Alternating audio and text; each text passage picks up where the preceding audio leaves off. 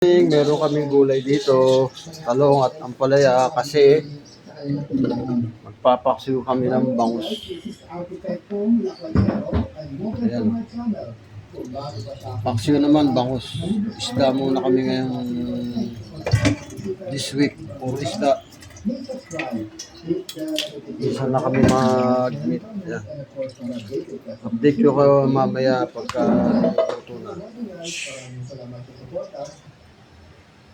Yan ako, nakasalaw na ang atin. Tayo na, ano, may suka niya? Oo, may suka na yan. Pakukuluan na lang yan. Pakukuluan na lang. Oo, hanggang sa maluto yung mga gulay, ang palaya. Kaya ako na maluto siya. Paksiw na bangus naman kami ngayon. Isda muna.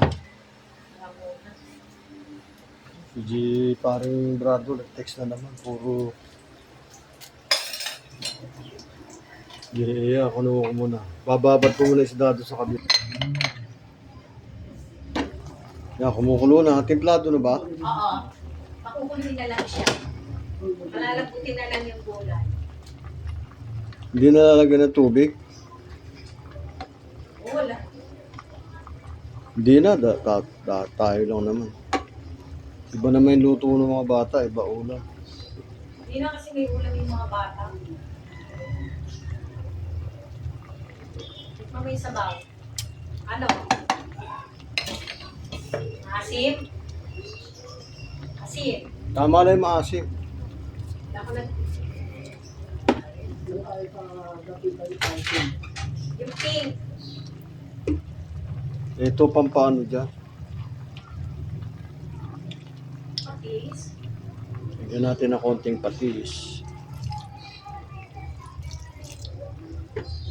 Oo, isda sa isda. Di ba?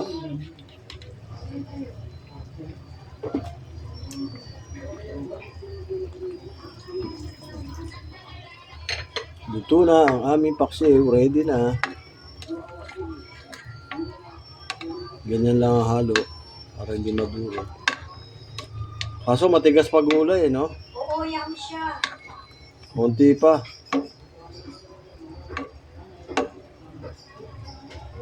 Haluin, para hindi maano yung suka. Kamo, sumarap. Hintayin lang nating maluto yung gulay. Yan, luto na. Aming paksiw. Malambot na mga gulay. Tikman natin kung malambot. Para pwede ng patay.